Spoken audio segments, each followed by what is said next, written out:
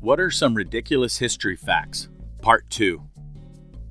The Spartans never built a wall, figuring that their reputation alone would mean no one would dare attack them. But during the Persian War, the Persians, who had actually burned Athens twice, hired a Greek guy to take them to Sparta. But when they got there, they saw a kind of crap-looking city without even a wall. They figured there was no way this place could be the mighty Sparta they had heard so much about. So they figured the Greek was lying, and thus Sparta was spared. I think there is also a story about a guy walking up to a Spartan soldier and asking him, "Where do the borders of Sparta reach?" And the soldier responded, "About here," gesturing to the end of his spear. Hitler's number 3 in command, Rudolf Hess, ditched his two-seater Bf-110 fighter plane over Scotland and parachuted into enemy territory in order to try and negotiate peace behind Hitler's back. Hess maintained his course using paper maps and landmarks, while avoiding both German and British air defenses. He parachuted onto a field on which a farmer was plowing his land. The farmer, not recognizing Hess, took him into his home and offered him some tea. What's even funnier about that story is the reasoning of why Rudolf Hess went there in the first place. He believed that the UK was still a feudal government and thought by going there to talk to one of the Dukes of England he could convince the UK to back out of World War II. The Byzantine Empire, last remnant of Roman Empire, fell in 1453, just 40 years before Christopher Columbus sailed the ocean blue. The Roman Empire lived at the same time as the Macedonian Empire and its successors, and continued to live at the same time as the Aztecs and the Inca. During the Macedonia era, Rome wasn't an empire yet, it was a republic. Wojtek was a Syrian brown bear brought as a young cub at a railway station in Hamadan, Iran, by Polish II Corps soldiers who had been evacuated from the Soviet Union. In order to provide for his rations and transportation, he was eventually enlisted officially as a soldier with the rank of private, and was subsequently promoted to corporal. He accompanied the bulk of the II Corps to Italy, serving with the 22nd Artillery Supply Company. During the Battle of Monte Cassino in Italy in 1944, Wojtek helped move crates of ammunition and became a celebrity with visiting Allied generals and statesmen. After the war, mustered out of the Polish army, he was billeted and lived out the rest of his life at the Edinburgh Zoo in Scotland. Yes, shamelessly copied from Wikipedia, but this is a pretty ridiculous fact. Forgot to mention he'd go to the bar, smoke and drink with the soldiers, or the fact that he accidentally caught a spy while they were stationed in Africa. Also, having a bear as your pet apparently attracted women quite well. Operation Mincemeat was a successful British deception operation of the Second World War to disguise the 1943 Allied invasion of Sicily. 2 members of British intelligence obtained the body of Glyndwr Michael, a tramp who died from eating rat poison, dressed him as an officer of the Royal Marines, and placed personal items on him, identifying him as the fictitious Captain William Martin. Correspondence between the 2 British generals, which suggested that the Allies planned to invade Greece and Sardinia, with Sicily as merely the target of a feint, was also placed on the body. The body was then placed overboard of a ship, washed up, and was found by German intelligence. It successfully diverted German forces away from Sicily. In 1994, a war almost broke out between Russia and Sweden because of fish farts from herrings. That's how they communicate, because Sweden heard the farts in their waters and they thought it was the Russian submarines. A few days before the Battle of Midway, a Japanese scout in a Zero had his wing damaged and was forced to make an emergency landing on a nearby island. The trees were too thick and he died in the landing from an injury, which meant he couldn't destroy his plane.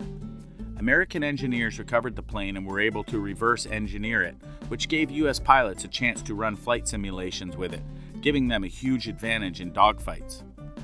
I thought US air doctrine in the Pacific specifically developed away from dogfighting due to the zero advantages in climbing airspeed and turning compared to raiders, instead relying on squadron-based attacks that favored the better marksmanship and heavier armor of the US planes. Poor performance in dogfighting is what led the US away from participating in it and quickly turned the tide of the air war away from Imperial Japan due to higher pilot attrition and destruction of planes. Meanwhile, US pilot losses were reduced due to having armored cockpits and good parachute and flotation devices compared to Japan. Canada and Denmark have been playfully fighting for control of a tiny island near Greenland called Hans Island for decades. When the Danish visit, they leave a bottle of Danish schnapps liqueur. When the Canadians visit, they take the schnapps and leave a bottle of Canadian Club whiskey and a sign that says, "Welcome to Canada." I always wondered what the countries would do if someone ventured out on their own, set up a tent, planted their own flag, and just said, "This is mine now," with the other country's bottle of booze empty and thrown off to the side. The richest man in history was Mansa Musa, richer than any human or family in recent history. He was born into a line of rulers in Mali in the 1300s. As the emperor, he acquired a vast kingdom rich in gold and other commodities. For his pilgrimage to the Mecca, he brought thousands of pounds of gold, handing it out along the way. His wealth and generosity destroyed the economy of almost every city he passed through. Should be noted, this pilgrimage also nearly bankrupted him, and they had to go back into the towns asking for much of what they had given back. In Britain's first engagement of the First World War, the British killed 500 Germans in the first 2 minutes of the battle. Apparently, the British had several machine guns on the embankment of a river. The Germans were marching in formation across the river when the British ambushed them. The death toll was made worse by the fact that many of the German soldiers were conscripts who just followed their original orders to march forward. The series Our World War depicts this event. It's really well done, as is the rest of the series. The sea between the Scandinavian countries used to freeze over. About 350 years ago, the Swedish war king took his men and invaded Denmark by walking over on the ice. This obviously was a surprise, and Denmark lost about a third of its land. I assume this is why there is a law that if a Swede walks over the ice to Denmark, you have to hit them with a stick, but it's okay if Norwegians do it. In 1766, sailors for the HMS Dolphin were holed up at Hawaii, where they learned local women would trade iron to have fun. Iron nails were used to hold the boards of the ship together. Eventually, the ship started falling apart in the harbor. John Malcolm Thorpe Fleming Churchill is a British officer who fought in World War II with a longbow, bagpipes, and a Scottish broadsword. And he is the last man to kill somebody with a longbow in battle. After World War II, the US took the third nuclear core that was initially intended as a third nuclear bomb for Japan if they still didn't surrender, and used it for testing.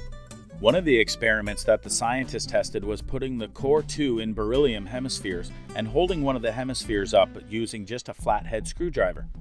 The scientists that did this wore jeans, boots, and a cowboy hat while doing this.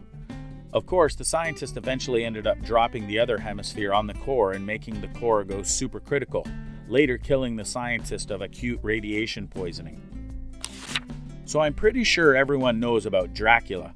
The man that it was inspired from was a Romanian ruler called Vlad Tepes. So basically, he had some conflicts with Turkey, and one night when the Turkish soldiers were chilling in a camp prepared to attack in the morning, Vlad told the Romanian soldiers to dress up like them and attack when they were sleeping.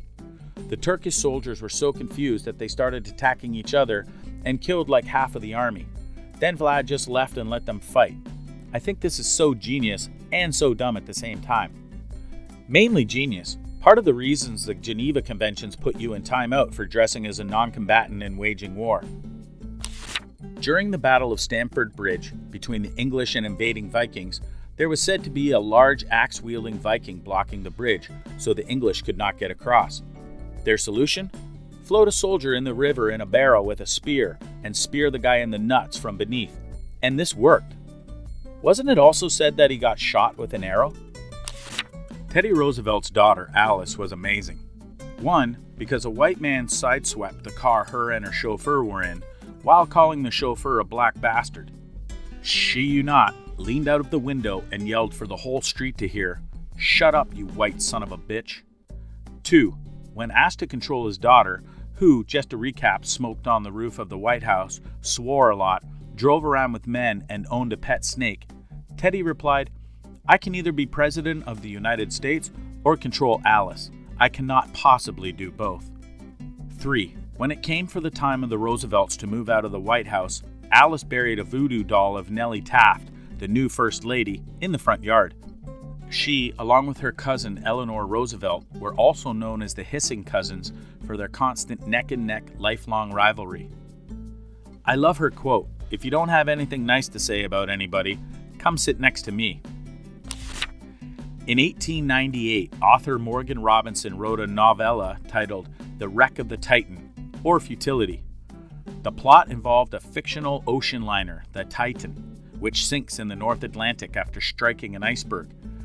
In the story, Titan was described as the biggest passenger ship in the world.